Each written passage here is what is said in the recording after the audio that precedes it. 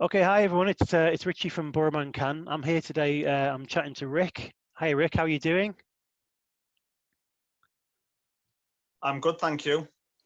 I just want to. I just wondered if you could, before we do our little interview today, because you've got quite a really interesting and useful story for dads that I think needs to be shared and needs to be seen out there and to be understood much more. And so, before we get into the details of that, can you just tell us a little bit about yourself, who you are, your age, where you're from? Yeah, my name's Rick Mansell. I'm 40 years of age now, and I'm obviously with my wife, Kat. We've been married for 7 years, and we've got a child together, Ollie, who's just coming up 3 in June, and I've got a son from a previous relationship, Jack, who's 15.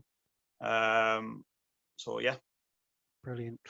So it sounds like the perfect 2.3 children then, really. Surely nothing could go wrong. You would like to think that, and I think on the outside that would have been very much the case and the dream. The reality for us was something a little different, if I'm being obviously honest, hence why we're talking today. Yes.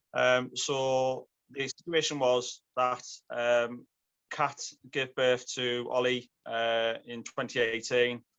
Everything was fine, everything was in its right place and it's in its right order. And when Ollie came along, it was a shock. I think for me personally, from being a father for, at the time, I was like 12, 13 years, I assumed I had it in the bag.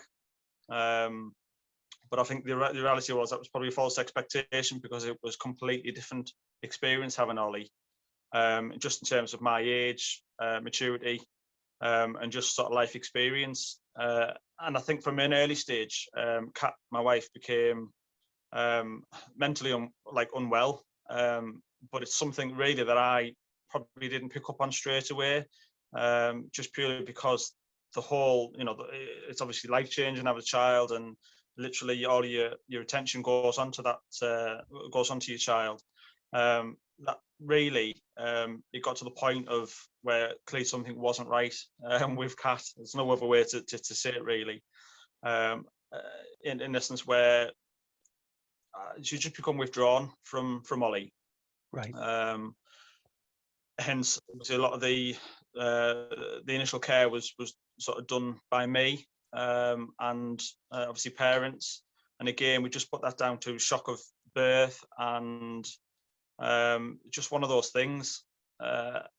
So into obviously a couple of weeks, things sort of escalated to the point where Kat couldn't get out of bed, couldn't really look after herself. And that's when we saw sort of like medical help. Okay. Really.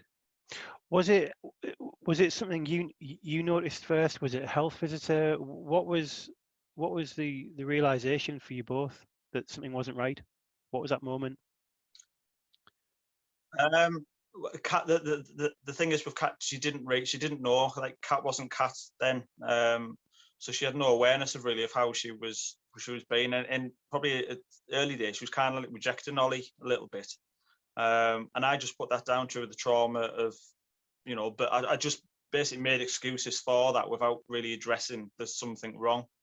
I tried to do my best to keep the wheel on for everyone, obviously with Ollie, with obviously Kat, and obviously Jack, my eldest, and just try to keep things moving in the right direction. So it was probably myself and medical staff who, I mean, at some point we had, and it was a bit of a blur if I'm honest, but we had sort of doctors around the house. There was a house full, and they were talking about whether Kat had capacity, and they were talking about putting Kat in a hospital, and bit of a blur if I'm honest. So it actually got quite severe before anything. It sounds like it got quite severe before anything was actually picked up. Is that so? It was actually crisis. It actually hit crisis point. Very well, yeah. To be fair, now you mentioned that too. Around the crisis team were around one night, and all eyes were on me to make decisions around Ollie and Kat. And to be fair, I just, it was just a huge shock. Yes. Nothing I'd ever experienced before. And even being in the police, there are situations where I'm on the other side of that. But until you're faced with those dynamics, you don't really have a true understanding, I don't think. so yeah, it did get to crisis point before you know, help was put into place, really, and through no fault of anyone's. It was just the way things panned out. Do you think with, I know it's awful, isn't it, to always say this, but do you think, like, with hindsight, or if you were sending this message out to others that might find themselves in this situation, so you know their partner who's been through pregnancy and so on, but actually starts to struggle with things afterwards, do you think there's something with hindsight you might have done sooner? And I'm not, please don't take this as a criticism by any means. It's purely, you know, what do we learn from, what do you take from that afterwards, you know? Yeah, I mean, it's one of those, until you have that experience, you've never really had the opportunity to have that hindsight. And I think if there's one thing I'd probably take away from it, it's just to be a bit more open-minded around that. Not, you know, not everything is the dream that's sold about having a child, and it's okay to admit that, you know, things aren't right. Yes, that's very well said, actually, as well. And even the fact that you'd had a child previously as well, these can be very different experiences. It's not a case of, oh, well, I've done it before. And you said that in your own words. I've been there, done it before, but it's different this time. And what were the sort of signs, specifically, what were the sort of signs? I mean, you mentioned about withdrawal, and obviously that's a main concern, isn't it? About the bonding, I suppose, or whatever term that, you know, clinicians use, but it's also, you know, being comfortable spending time around the child and so on. Yeah, I mean, it started off with little things around. Obviously, Kat tried to breastfeed, and Ollie had tongue tie. Again, never heard of that terminology before. Do you know what that is? I've heard. Funny enough, Tongue tie. I actually live with a health visitor, but I still wouldn't profess to know it. No, no. Right. My understanding is it's basically just a layer of, it's a little skin that joins the tongue to the bottom gum, I think. Which basically means they haven't got free movement of the tongue. So he couldn't latch on. And I think probably that was the crucial point where things went downhill, because Kat felt like she was failing as a mother. Interesting. Right. And my sort of stance was, Jack from an early age, again, very, to a certain extent, similar circumstances, but he was bottle fed, and I had no personal issues with that. I just wanted Ollie to get his nutrition, but balance that with the needs of mum wanting to provide. So it was a bit of a tug of war in a kind of a good way to get Kat to concede that maybe he'll have to go on like bottle fed for the time being. Yeah. I think that then spiraled. She didn't have an overwhelming experience initially in the early days of being in hospital. Again, through no fault of any, it's just the way things sort of panned out. But Kat then really went on to just not recognise herself as a mother, distance herself, to the point where obviously I was getting up. I mean, I was off from work anyway, so that side there was no issues. But I was sharing care with Kat's mum, obviously getting up through the night, and Kat was just very withdrawn. Like, at one occasion, I remember bathing Ollie, and Kat was just not there. She was there, she just was not there. Yes. And I think really that's sort of the point where my eyes started to become a little bit more open. Yeah, I mean, obviously, just on a snapshot there. So, in terms of Kat being poorly at home, it resulted really in me having to give the okay for Ollie to take, well, basically for Kat to take Ollie to a mother and baby, basically mental hospital in Leeds. Right. Okay. And she was there for 4 months. They were there for 4 months. That's probably really where the stresses sort of kicked in for me. Sorry, yeah, Leeds. In Leeds, not around the corner then. Bloody hell. No. There was, I think, again, never had any experience of this before, but the closest I was told was Concert. But I think for whatever reason, they were either full, or there was issues around we couldn't go there. So Leeds was the closest hospital. Wow. So I remember driving, having to pack them all up. That's probably the best way I can describe it. Drove to Leeds on a Sunday night, just a complete whirlwind. I'm sure it was a Sunday. Kat crying all the way there, not wanting to go. So I'm 2 miles whether to turn around and come back home. Oh, man. Ollie's crying. And then literally, we don't know Leeds that well. When we turned up, we were just, where are we? What are we doing? A whole process of going inside. I mean, don't get me wrong, the establishment staff were lovely. The biggest issue for me was I wasn't allowed to stay overnight, and this was a late hour we got there. So I slept in my car in the car park out the front. It's awful. Yeah. I mean, that is, I think, again, feeding back in, I think that's now I will allow it to stay over. Actually started to well up a little bit there. I'm thinking that sounds like probably one of the lowest points in this whole story that you must have been at, really, driving down there. Yeah, I mean, don't get me wrong, it was a really, really low point. But again, my focus was on Kat, Ollie, and really, if anything, my attitude is I just tend to block things out. And I think that's what I did for the majority of the 4 months Kat was there. Yes. I was literally telling Taylor, like, backwards and forwards to Leeds to spend, as long as I could, really. Initially, I'll be there like 12 hours during the day. And then I haven't travelled home on my own, and then I have to consider sort of like Jack, and in some respects failing him, really, because I wasn't doing my role. I wasn't supporting him, who really at the right time was I put him to one side to protect him. Whether that was the right thing to do or not, I don't know, and I obviously do often think about that. Someone once said to me that whatever you do at the time, if you're trying to do the things with the right intentions, then you probably did the right thing, because you can only ever do what you think is the best thing to do at the time. You should never beat yourself up about that. I really truly believe that. Yeah. So I know. That's, and I just think, yes, you can kick the shit out yourself, actually, about these sort of things, but actually you did things in the right interest, and sometimes trying to protect our kids, well, who doesn't want to do that? That's the noble thing to do. So good on you.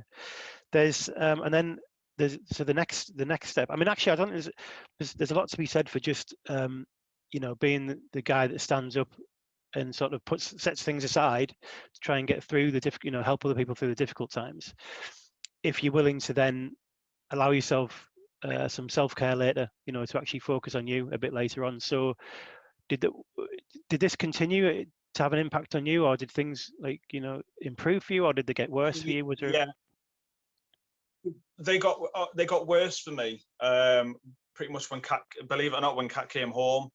And we often talk about obviously about this, and the best way I can describe sort of my emotions with Kat was like a roller coaster, and that Kat is always in terms of her moods, good days and bad days. Her mood, she'd be on the front carriage and I'd be at the end carriage, and I always felt I was 2 days behind her moods. So when Kat's having an excellent day, I'm still on a down, and then when Kat has a down day, I'm on a high, and it was that was really difficult to manage me, sort of like internally. The issue started for me as dad is, well, like I say, when Kat came home, and I struggled to adapt to everyone being at home. I wouldn't sleep on a night. I would be too busy. Odie would sleep in the room next to us, and I was strange. However, I have a conscious thing about him breathing, and if if I was awake and I didn't go and check on him at that time, and something awful happened, then I'd have to live with that. So I'd get myself up out of bed 2, 3, 4 o'clock. Doesn't matter what time it would be, and it would be numerous times through the night, and I'd have to go and physically check him to get back in bed and reassure myself that I can go to sleep. Now I'm thinking, clearly that wasn't right. I would often, I'm not think it's there, but everyone would be asleep and I'd just be lying there like crying. It was horrible. Yes. And did you say that was Jack, or that was Ollie particularly, that you were quite focused on? That was I've always had that issue around just check it. I'm sure most people are the same, but yeah, I just fundamentally it was increased for me the amount of times I was getting up during the course of the night to check he was still breathing. Yes. It's a weird sort of sensation, really. Yes. The biggest thing for me that I've taken from what I went through there is the word purpose. And I struggled to find, because I assumed like my job was now done, that I'd got Kat and Ollie through the emotions of being obviously in Leeds, and really, we were back on track to a certain extent. We had a way forward, and sort of Jack becoming a young man was very much sort of like self-sufficient, and I did struggle with, well, what's my purpose being here? Like, I'm done here. So, and I'd never ever felt like that And I hear that a lot today now from whether my ears are more attuned to it, but the word purpose means Yes, a lot. And if we don't have a purpose, we seem to sort of struggle with that. And I absolutely. did. It makes sense, doesn't it? It makes sense to me that you've been vigilant about your partner. You've watched her go through. You've had to support her physically and mentally and go through that. It's taken its toll on you, and then you become a bit hyper vigilant to the health of your own children, to the point that it affects your sleep, and obviously that's like an anxious reaction. And it's also accompanied by an absence of perceived purpose as well, because you've sort of, your whole routines change, but you don't know. I suppose I'm almost thinking like lockdown and all the things we've been through recently, it's almost like without seeing the future or understanding what that hope is or when things are going to be back to some sort of sense of normality, it's probably quite similar in a way, isn't it? Very much so. Yeah. I think if I've never struggled with, or I've never, my understanding is I've never struggled with mental health, or I've always been able to manage it until you put into crisis mode. Yes. I think that's certainly, there's some good come out of what I've been through, in the sense that I'm probably more aware of my emotions now and when things aren't right, and my triggers really. And ultimately, sharing those triggers with Kat, we have that such, a good bond, that we've been through, hell or high water together. And Yes. it's, if I'm not feeling great, I have someone to speak to. For me, the message would be, it is about having that discussion and letting your guard down a little bit and just telling people how you feel. Obviously, Kat coming home and sort of struggling with my welfare. Hmm. Um, I was at a really, really low point, and I'd never thought about, you know, ever doing anything that I would, permanently regret. But the thoughts did cross my mind, because I'd struggled with um, the belief in what was the point of me being here. Yes. And that's when, obviously, Kat pushed me to seek help, and I was able to get counselling through work. And again, I don't want to sound sort of the stereotypical view of what my perception was counselling was, that I'd never been to it. I didn't Hmm. really see the benefits of going to it, because I can sort my own problems out. And I just went there for the first session, and I did nothing but cry. Yeah. It was awful, because I'd Yeah.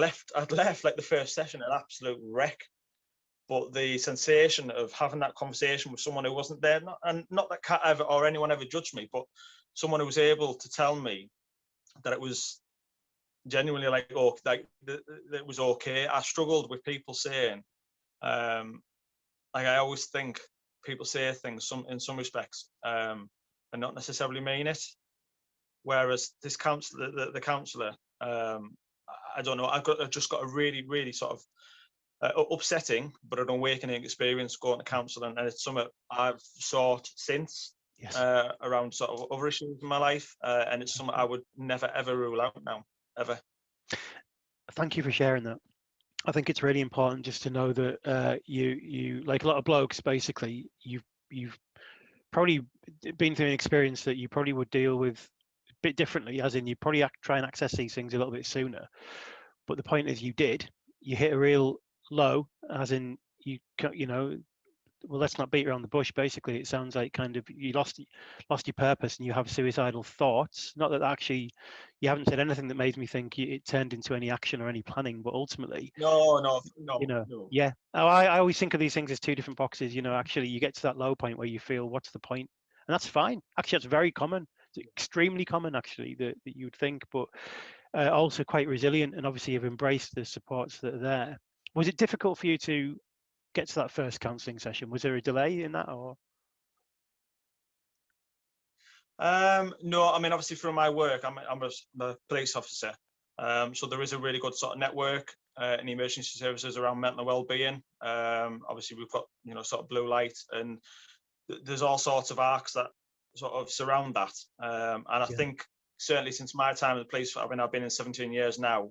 We've come above and beyond really about addressing sort of short-term, long-term mental health, both in women and men. Yes. So we're very supportive. I mean, I didn't. Fortunately for me, I didn't have to wait that long at all. and that was, am I allowed to say who that was through? Yep, Or absolutely, 100%. yeah, through Alliance, Yeah. obviously, who work sort of with Cleveland Police. But no, again, the actual service, the support, and just having that ability to have that conversation about how I feel, and not feel as if I'm being judged. Yes. And not, and yeah, I mean, again, it's something I have had since. Yeah. And it certainly changed my outlook on life and how I perceive other people who are going through, trauma. Do you feel more complete, physically? Because it sounds, a lot of men tend to be more aware of like the physical health side of things. It sounds like emotionally you're sort of more on top of things and have been through a bit of a journey there. Do you feel more complete as a result, or kind of? I think I'm just more aware. I think I'm more aware, and probably more understanding, and just appreciate, really taking the positives out from what's happened. What I wish to happen, what I wish to have gone through it. Well, obviously no, but there's so much that we as a family have learned, and it's brought us sort of closer together, really. And obviously, Kat's doing a lot of work out there. Yes. Around sort of mental well-being with, obviously paternal, and that side of it's going really well. We'd both sat down and we discussed, obviously, when Kat was home and things were progressing, we'd set up a dad and babies group, because I was conscious that when I used to go to Leeds, or I'd go to any sort of daycare around here for like an hour, I'm trying to think of the words now, but Sorry. if it was just play, messy play or anything like that, Yeah. I felt nothing. But I would go in there and I'd look, I'd sort of love being on the floor, like playing with Ollie and having that sort of joy. And I'm sort of, are you surrounded by women? Yeah. Like there was no other, it was local here, no other Yeah. men, and I have no issue. Yeah. Like I have no issues whatsoever. No. It's just that epiphany when you look around, you think, well, what do people think me being on the floor? When I'm the only sort of bloke here, and it might have felt, I'm sure it didn't, No. but I walked away thinking quite uneasy about it. So we'd Right. set up a group called Daddy and Me, and the sole purpose was to get dads to come along, and to have those conversations that mums, would have with one another, and really just share their experiences and trying to get people to open up. And we've been doing that obviously pre-COVID. Yes. We were doing that sort of weekly within sort of the Stockton area, and it was great. Great for me to be able to sort of share my experience and really to listen to others as well. And that's something we're continuing to strive towards with Family Action. Fantastic. Fantastic. Obviously, group in Stockton. We'd love to do like a feature and help promote that if and when it gets back up and running, through Borough Man Can, and obviously because we cover South Tees, I mean Middlesbrough, and obviously people will travel around. But I remember reading the importance of dads. The masculine element means it's a bit more playful and can be more physical, but the importance, it sounds such a silly thing, but rough and tumble play, like with kids, it teaches them like empathy, it teaches them like boundaries and stuff, and that's just so important. And it's not even like this should be a new thing. I feel like it's almost like picking up things that we've talked about many times before. When you look back over history with relationship between parents, that's how it should be. It shouldn't feel strange to do that. It should feel the norm. Yeah.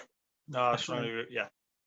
You mentioned last couple of questions I want to ask. One is about, you mentioned you become more aware of your triggers, which I think is absolutely essential. And that's about, and of course, if you have triggers, what you're trying to do is trying to avoid those triggers or prevent them happening. So for some people, I know you mentioned about sleep earlier on, that was something there, and whether that's a trigger. But what do you do?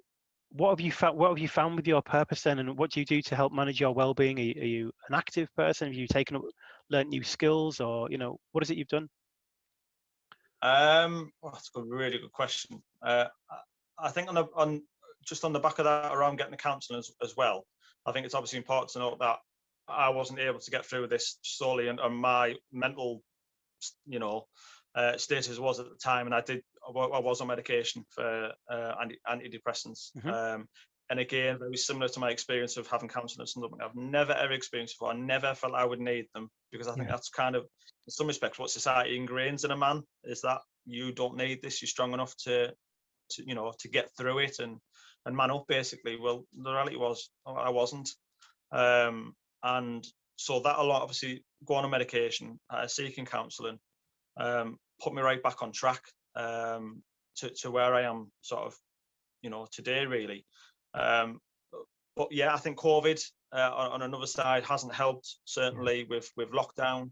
And there are times where I do feel like lonely, I do feel isolated, and I try and associate that with, well, why? Why is that? Really, and I try and address that cause. So in respect to COVID, it's beyond my control. But at least if I have that thoughts, if I share them with Kat, or I just think about them myself, Yes. I'm able to process it and understand it. And that's what I've took from counselling. Is having a lot of the counselling. Basically, all I did in the counselling was really sort of speak and listen to my own words and my own rationale, and I was able to process that then. Whereas I think maybe in some respects it's quite hard to do all that in your head. Yes, I agree completely. I heard this experience. I can completely empathise, having been through counselling a number of occasions myself, and finding it not what I thought it was going to be, and way more useful than I thought just sitting and talking could be. It is quite a powerful thing. And if you get a good counsellor, you need to have a good relationship with that counsellor. I feel you need to trust them. You need to have, that there has to be, you have to gel with that person, I think. Yeah, definitely. So what do so in terms of your day-to-day well-being, you're quite more emotionally aware, and you probably make decisions based on, what's going to be good for you, what isn't going to be good, bad for, what's not going to be bad for you. So what does that look like? Day to day, I mean, I work Monday to Friday, sort of 8 till 4, and I suppose transitionally wise, majority of my policing career has always been sort of shift work. So I've always probably felt I've had more time away from work and more time at home, where in really the last sort of 6 or 7 months, working Monday to Friday has been quite an awakening for me, really, and not necessarily a good way, because I feel I get no time. Like, and I don't mean that for me personally. I just feel the weekends are too short. Like, I'm used to having potentially 3 or 4 days off, but obviously working longer shifts. So that has come with its own sort of issues for me, which I'm slowly getting my head around. But I just put that down to being sort of institutionalized working shifts. Yes. But it's about sort of day to day. It's about spending that time equally, with Kat, with Ollie, with Jack, giving them sort of my time. But really, at the end of the day, give myself a bit of time as well. Even if it's watching. I mean, I love watching telly. Or your box sets out.